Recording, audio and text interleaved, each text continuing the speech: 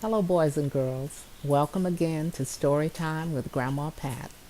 Tonight I'm going to do a couple of poems, and you can listen, but I'm going to do them especially for your mom and dad. The first one that I'm going to do, it was written by my husband, Gregory P. Williams, and it's called Maya and Langston. When I first met my husband, I didn't know he was a poet, and he'd never really said anything to let me believe that he was.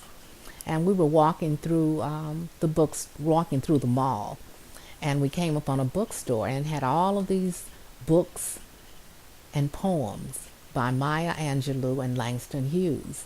And he told me, he said, the reason I never shared my poetry is because I never felt I compared to them. And I said, well, why don't you write a poem about it? And that night we went home, and this is the poem that he wrote, and it's called Maya and Langston. I always knew I was a poet, although I know people of varying views. What stopped me from penning my verses was Maya and Langston Hughes. They're brilliant and tasty. How could I compare? Their artistry blooms like fall roses, scenting mellow vibrations of air. So I wrote in the dark of night shadows and stopped when daylight's hard eye broke the sky. I wanted to share my sweetheart songs, but Maya and Langston stood high. So I wrote and I read beneath twilight, till love crept into my life. She watched paper drink ink in the midnight. She said my pen was as sharp as a knife. Then I wrote one sweet song late one morning, and another by noon the next week. I wrote flowers and bells and mixed candy. Still, next to Maya and Langston, I felt meek. Now love has surrounded me in a glittering burst. I've uncovered a well, and I can't slay my thirst.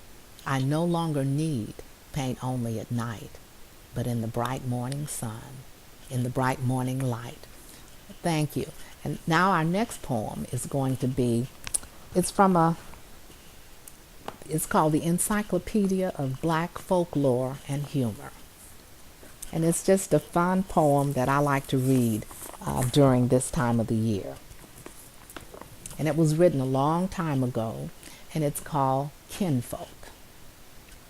Melindy fell deep in love with a colored boy she knew, but it was quite the proper thing, for she was colored too. She hastened home and told her pop that shortly she would wed one likely Rufus Brown, when Pop looked up and said, "No, honey child, you can't do that. You'll have to find another. Don't tell your ma, but Rufus Brown am surely your half-brother." Melindy shed a few soft tears, then slowly went her way. And then she met another boy and hastened home to say, "Now, Pop, I's going to marry that Smith boy down the street. He ain't got no bad habits, and he sure do dress up neat." But Pop, he slowly shook his head, and he looked across at Mother, then whispered, "No, child, you can't do that. That Smith boy am your half-brother." Melindy, she forgot her oath and blurted out to Mother, "Pop says I can't marry Rufus Brown, for he be my half-brother." And then I turns to Sonny Smith, although it seemed like treason, and Pop say I can't marry him on account of the same reason. Ma said, "Now, honey child, don't you cry. Put on your wedding cap and marry either ones you like, 'cause you ain't no kin to Pap." All right. Thank you, boys and girls. And parents, I hope you enjoyed that one.